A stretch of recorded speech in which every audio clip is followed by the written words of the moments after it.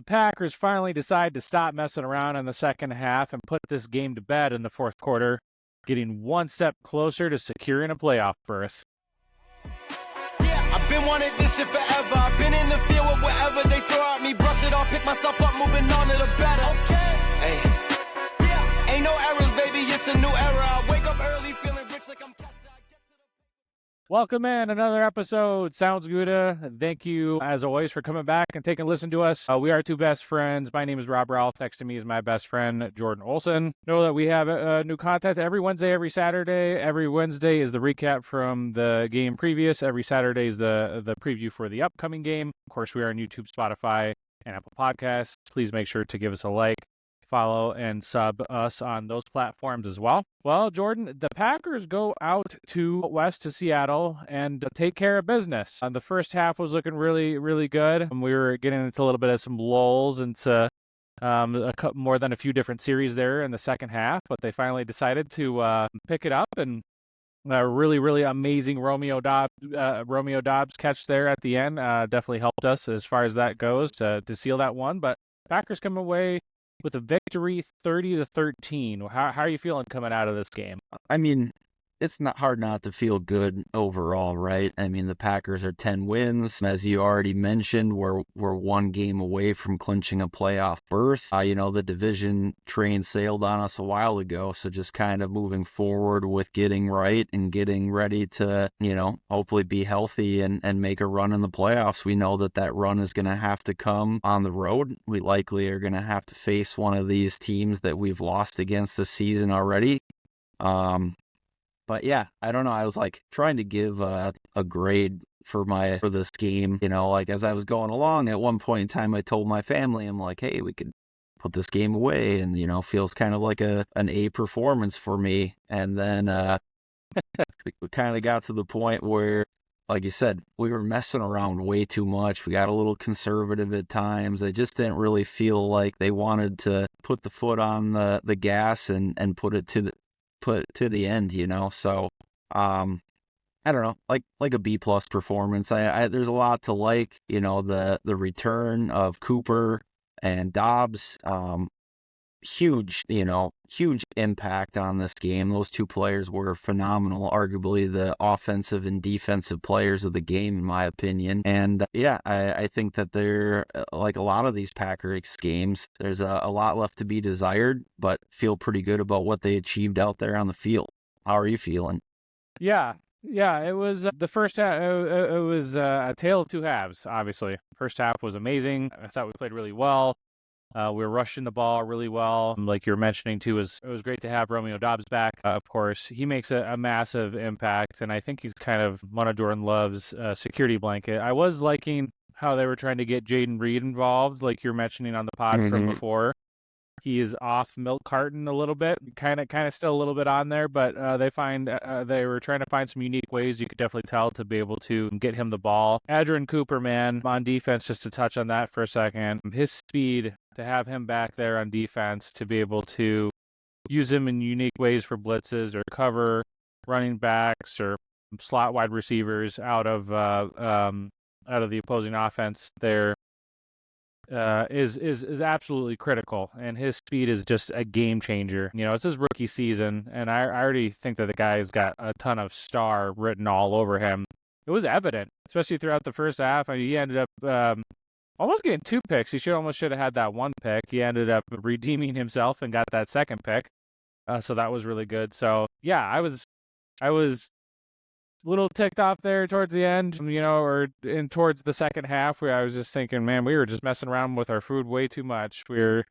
Although I will give you credit where credit is due, Seattle did buckle up a little bit better on the running game. They played a little bit better. Obviously, they forced that Josh Jacobs fumble too. So, but a really nice, amazing catch from Romeo Dobbs there at the end, and kind of sealed that and put that game away. Yeah, I mean, this is, we start talking about the offensive side of the ball a lot, and you're coming off of that Dobbs catch, but I mean, like, let's talk about the defense for a little bit to start here. I mean, they had 7 sacks on the day, right? And Carrington Valentine gets his first interception of the season, I believe, right? He hasn't had another one this year. Cooper comes up with the first interception of his career. Kingsley J.J. Ngabari had a great game. He had 2 sacks and another tackle for loss that I think could have been ruled a sack potentially. But, yeah, I mean, I really thought the defense played well overall. And I don't know, I mean, what else did you see from the defense that really got you going from this one? Well, I guess you're right. I didn't need to be as scared of DK Metcalf, although they were giving him double coverage quite a bit, which opened up some, obviously, like you were alluding to, passes over the middle to Najigba, Tyler Lockett, and Noah Fant. So kind of how you call that on that last one as well. I'd have to take a look back specifically to see how Eric Stokes did. I wasn't really keen in or eyeing up or didn't see too much of him. It was really concentrated on the defensive. We were consistently pushing their offensive line back. Kenny Clark. Did he get a sack today? I remember the one with Devontae Wyatt where he makes a nice spin move and he just literally bull rushes him and gets to him. Kingsley and Abari kept showing up too as well. Yeah, and then Quay Walker coming in, not Quay Walker, but Edrin Cooper coming in. And having his stellar play too as well. I thought he did a really good job on multiple times, including his pick. So yeah, I thought, what did they hold him to? 3 points? Was it for the first half? Mm-hmm. And it's not like they're not the Detroit Lions, they're not the Buffalo Bills, they're not like some other worldly like type of offense. Pretty traditional, if you kind of ask me, not as creative. So I thought the Packers were operating kind of how they have been, at least defensively, and really kind of holding down the opponent's rush attack. The rush attack was Zach Charbonnet. Kenneth Walker wasn't in there. And so I thought that was really good. And they got some good pressure on Geno Smith. And I had some really good unique blitzes too as well. And I thought they got him off of his game. And I made quite a big a difference there in this game. Mm-hmm. Yeah, a couple things kind of going off of a couple things you said, right? I mean, a couple players that, missing Kenneth Walker, I'm sure had some impact on this game. And Geno Smith leaves the game with an injury. However, he wasn't exactly lighting the world on fire, but I like their chances of coming back in this game, especially as we kind of hit that, messing around with our food point. If Geno was still in the game, and then you bring Sam Howell off the bench, the Packers defense did what they needed to against Sam Howell, right? They pressured him. They said, hey, we know that you haven't had a lot of game experience lately, and we're going to force you to do what you did so many times with the Commanders in the past, and that's throw the ball to our team. So, first half, you're right.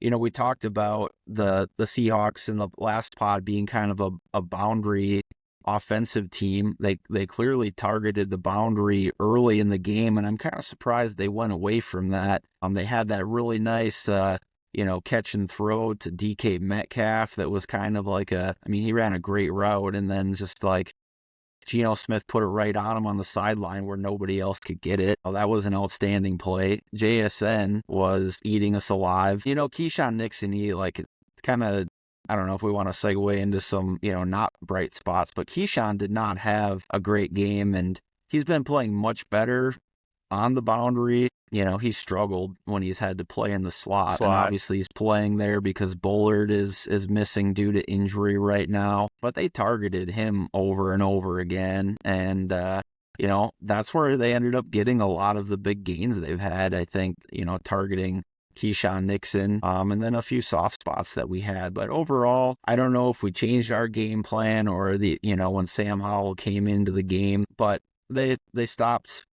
The Packers were able to kind of mitigate that a little bit as the game went along. And, we hold a team that was previously, up until the outcome of this game, they were leading their division. They're an 8-win team. They had won 4 in a row. They won 4 in a row. And you know what? We go into Seattle. We face the 12th man, which is traditionally a very hard place to play, a loud environment. And, the team overall rose to the occasion. So, 208 yards of offense allowed by a defense is good for whatever NFL opponent that you're facing. So Absolutely. I'm overall very satisfied with the defensive performance of this game. Not perfect, but a lot of things that I really like going into the late part of the season that hopefully we can build upon. Yeah, I just wanted to mention as well, there are a couple calls on Keyshawn Nixon that were very, very, very ticky-tacky. Those two, okay, you remember Two those light as ones. well. Yeah. I'm going to call a little BS on that, but I mean, overall, yes, that is our weakness. He has been playing better out on the boundary. Obviously, insert him in the slot. But then, you have a pick from Carrington Valentine, almost, well, missed the one. He should have had him, but then he had that redeemed himself and got that other one. Same thing kind of as Edgerrin Cooper. Man, just to stay on that for a point too, like, doesn't it just make like a massive difference to you with Edgerrin Cooper in the lineup versus him not in the lineup? It's huge, man. I mean, you can see the speed that he brings, and like even the one interception that he dropped, he totally baited that guy into, throwing to JSN there, and he kind of just jumped that route. And you can see that he's got just some natural football instinct and intelligence, and when he gets comfortable in this league, he's going to make a difference. And I mean, sadly, due to injury, my bold prediction for the second half when we talked to Felipe will never come to fruition. But I mean, when I made that prediction, this is the type of play that I was anticipating. If we would have gotten another 3 or 4 games, if he'd been healthy at that point, I mean, we might be having that conversation, but we won't after this because it won't be relevant. He won't have enough games under his belt. So, yeah, I mean, but if he comes in and he plays like this, I mean, we're obviously very happy. And good call there on the good memory there on that Felipe conversation. And the Carrington Valentine, I said I think it was his first one of the season, but actually I'm looking through his stats right now. I was trying to remember if he had one previously, and I mean that's his first one of his career from what I can see on the stat sheet, which is probably why he was so ecstatic and tried to run that damn thing out of the end zone. And I'm like, just take a knee. We're gonna get the ball at the 20. But he was pretty juiced, I think, especially after not coming down with the interception on the previous play. Gino targeted him. He's like, I'm going to go right back at him. And Carrington made a great play. Super happy for him. Still wish he wore number 37 because I like that number for a Packers corner. Ditto. But maybe he can make something out of 24. Yeah. Well, heading over to the other side of the ball, Jordan, Packers obviously very, very efficient there in the first half. There was a lull there into the third and almost about halfway through the fourth quarter before Packers started picking up a little bit of steam. We had one series there too as well where I think Jayden Reed just slips on a route, and we were starting to get a little bit momentum from that series. Obviously, the Josh Jacobs fumble on that series kind of melts that one away because then the Seahawks end up taking that, and I think that was the Zach Charbonnet run in for his touchdown. Would you like another glass of Charbonnet? The Zach Charbonnet. Anyway. For me, no, not in this game. We didn't need a second glass. The one was fine. Yeah. Because, I mean, at that point in time, that really put the Seahawks back into it. But we're talking Packers offense now. But I just, you got me going on that Charbonnet tape. You're welcome. I set you up and you delivered. But 229 yards passing, a $140 rushing, no sacks given up by the offensive line, which the Seahawks defensive line, I think, is one of their strengths. Boye Mafe, Hall, Reed, Leonard Williams. They got a whole bunch of pretty good people there on that defensive line. So that's quite an incredible stat. Obviously, Romeo Dobbs, couple of touchdowns. It's evident with him coming back in the game and what he can bring and kind of being that security blanket for Jordan Love. Again, another game where Jordan Love does not throw an interception. He didn't even really, from what I saw, and you can correct me if I'm wrong because I was in the middle of doing some bedtime routines, so I had to catch up on some plays and whatnot. I don't think he put any balls in really too bad of like harm's way where you're like, well, he's lucky that one wasn't a pick. So he ends up coming 20 for 27, 229 yards, 2 touchdowns, throwing 123.8 passer rating. Like, again, no picks and another clean game. So I thought that was amazing. And this next point, too, is especially from the first half, and this is what I've alluded to ad nauseum for forever and for forevermore until it just continues to happen. Seattle did do a good job in the second half with kind of buckling down on it, but they ran the ball. They ran the ball effectively. Josh Jacobs, ran it down their throats. They were being creative with trying to get him the ball out in the flat too as well. He ended up having, 94 yards and a touchdown too. Of course, I played him in the fantasy championship playoffs this week, so I was like, yes, yes. So that was awesome too as well. But like I've said, I believe that this offense, as a run first offense, like they were doing exactly the game scripts in the first half, that's where this offense really shines. And I think they married that up too with really good play action and really good passes. Big catch from Watson. A couple of really good catches there from Watson too as well. And like we said, we got Jayden Reed off the milk carton. So overall, what were a couple of key players or key series or moments from the offense today, or maybe some stats that you'd like to hit on? Yeah, I mean, a couple of big things for me on offense. I mean, we've already given Romeo his flowers a couple of times, but I think one underrated play was that pass interference that he generated at the end of the half, and there really wasn't enough time for us to capitalize on doing anything more than kick that field goal to make it 20-3 at the time. You know, you have like 4 or 5 more seconds on that clock, and I like the Packers' consideration to try to run another play and put it in the end zone there, but that was really generated by him. So I think, you look at his day, he had 3 receptions for 40 yards and the 2 TDs, but I mean, that defensive pass interference that he drew there, I think was momentous at the end of that first half. Other things that I liked on the offensive side of the ball, let's talk about Jayden Reed a little bit more. And I still think it's a little bit troubling that we're unable to generate downfield passing with Jayden Reed, especially considering what we saw from him so much earlier in the season. But it was very intentional that they manufactured a lot more touches for him today. I think he ended up with 3 receptions for 27 yards, but he had 5 rushes for 34 yards. So, like a little over about like 71 total yards of offense, which is not a bad day at the office. No, if you not at all.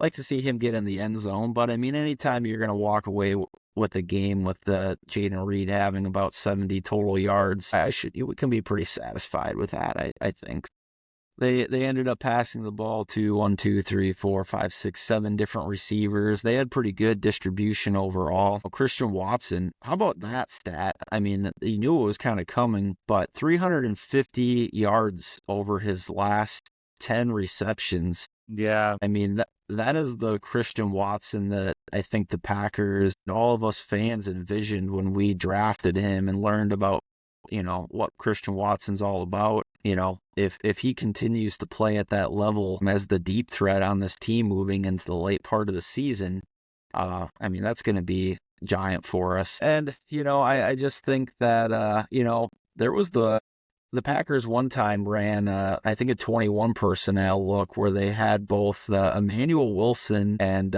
Chris Brooks in the game at the same time. And I liked that different formation. We've been running a lot of 12 personnel. Obviously, we run a lot of out of 11 personnel too, but we kind of abandoned ship on that a couple seasons ago. I think it was early last season, actually.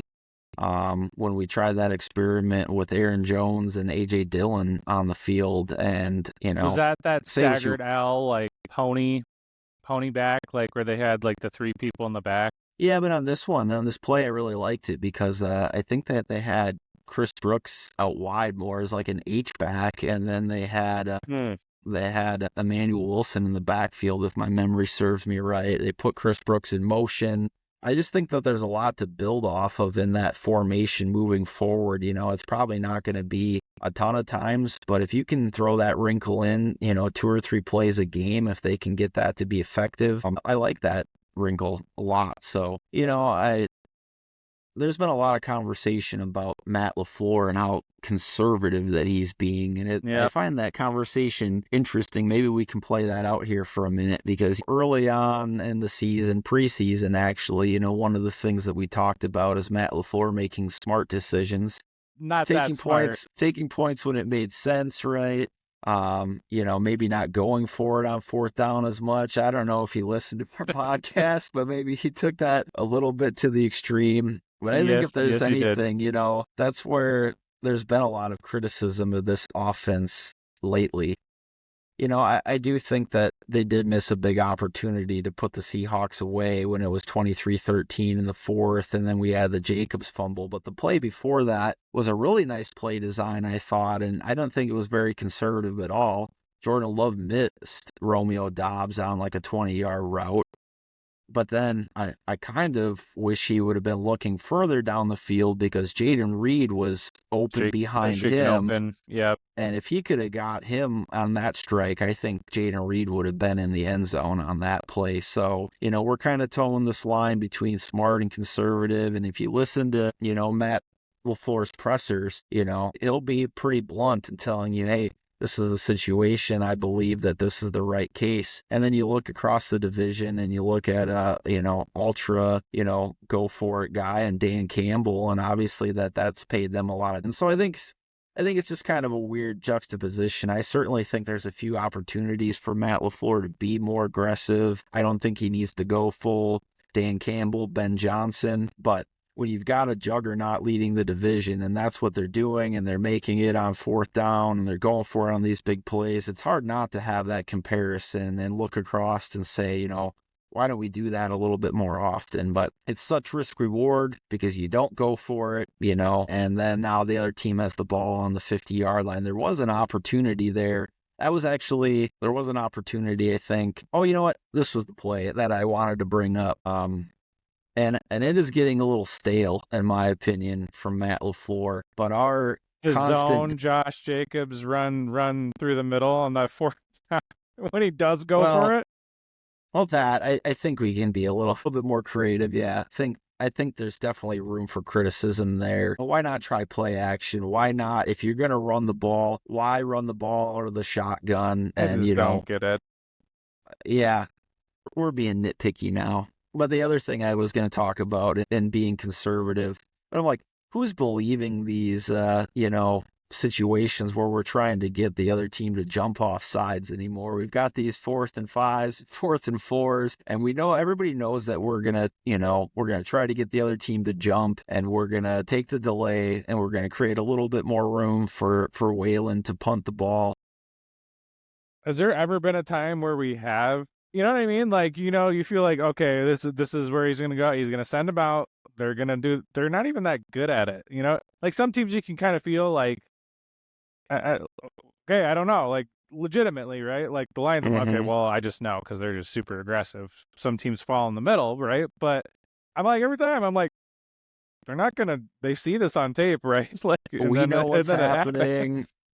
The announcers know what's happening, and certainly the other team knows what's happening there. But like they had the ball in the second half there, and we had the ball on the 50, and we played that whole thing out. And I'm actually thinking that we have, I think at the time, a 23-6 lead. That would have been a very great time to actually put that on tape, because until we put it on tape that we're actually going to go for it in that situation, nobody moving forward the rest of the season is going to believe that we're going to attempt that. So I think that we missed a huge opportunity to actually go for it there. We had a big lead. The consequences would have been pretty minimal, even if the Seahawks would have drove down after we failed for it on fourth down and, let's just say made it 13-3 at that point in time. Obviously, that ended up being the score at one point in time in this game, but I don't think it was a result of that next drive. I would have gone for it there, put it on tape, and at least given teams the thought in the back of their mind, while Matt LaFleur normally punts, he has gone for it. Yeah, I am curious. I would be curious to know the analytics. I don't think we'll ever really truly know what's being yelled in LaFleur's ear. I don't know. He zigs when they're zagging, and when he's zagging, they're zigging. I don't know. It just doesn't. I don't know. It just doesn't. He's either all the way for it, and then this year's like, well, no, we're just gonna. Which like the first one going into the half was there was like 4 seconds left. I'm like, okay, take the points. Yeah. I'm totally fine with that, right? Make But it, then, like, make it a 3-score game, yeah. Right. And that was alluding to our conversation from earlier this year. We're talking about that. So, but then like, it just kept like, okay, well, I mean, we get it. And then the time that he does go for it, it's the shotgun zone inside every single team's like, I've seen this 1,000 times on tape. You know, and they still put almost every single time. Like, that's another stat I'd love to know is like, how many times have you actually been successful on that? You know, I think the analytics actually show for it. If you're on you go for it, right? on your half of the field, you're the offensive half that you're driving, the other team's half of the field. If you're in plus territory, I actually think the analytics show that going for it on 4th and 5 or even up to 4th and 6, which 4th and 6 is kind of the analytics are in your favor going for it on 4th or 4th and 5 if you're in plus territory. From 5 or 6 yards out. Yeah. And I mean, that's why you see the Lions doing this over and over again. So, hey, at least Matt LaFleur doesn't do an onside kick with 12 minutes to go. We can be thankful for that. I don't know if you saw that, but that's what Dan Campbell did today, down by a couple scores. So I guess he's not that crazy. I mean, what did Dan Campbell have to lose in that situation? They were down big, and that was a hell of a football game. And obviously, we'll maybe talk about this as we transition towards the end of the show here. The Lions did lose to the Bills today.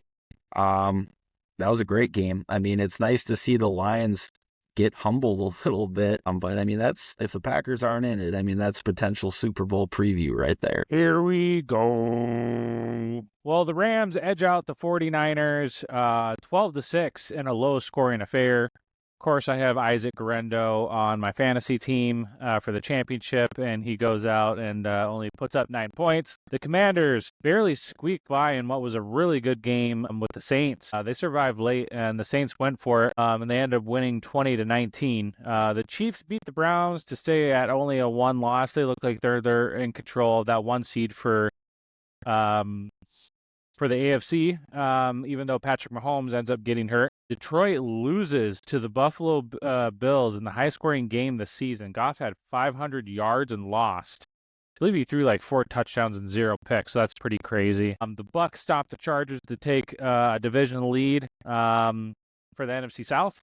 The Cardinals bounced back to beat the Pats and stay in the thick of it in the NFC West. The Eagles, again, stay very dominant. They might be the best team in the league or even in the NFC. They won another big one against a really good Steelers team. And then we got the Vikings-Bears on Monday night. The Bears are going to the Vikings. So as it stands, the playoff picture looks like this. The Lions are 12-2. They clinched at 2. The Philadelphia Eagles at 12-2. They clinched. The Rams, 8-5, are at the 3 seed. They have a 53% chance to make the playoffs. The Buccaneers at number 4 at 8-6, leading the NFC South, like I was saying earlier. The Vikings, 11-2, clinched thanks to the Packers. At the 6th seed is the Packers at 10-4. We have a 99% chance to make the playoffs. Also a 99% chance of making the playoffs, most likely, I think it will be as a wild card. And then the Commanders winning today really helped them at 9-5. They're the 7th seed and 83% chance to make the playoffs. And then a couple of teams in the hunt at number 8, the team the Packers just beat. They're 8-6. The Seattle Seahawks, they have a 38% chance to make the playoffs with the loss today.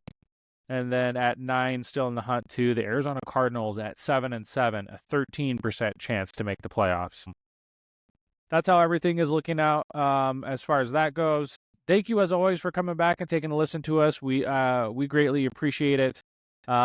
Just know that we do have new content every Wednesday and every Saturday, like I was alluding to in the beginning of this podcast. So make sure to share it with a friend, a family member, or another Packer fan you think that would like to nerd out as much as we like to about the Packers. Know that we are on YouTube, Spotify, and Apple Podcasts, and make sure to give us a like, and make sure to sub and follow us on those platforms. We are on X as well. Jordan is at Olson Jord, and I am at SoundsGooda with 3 A's at the end.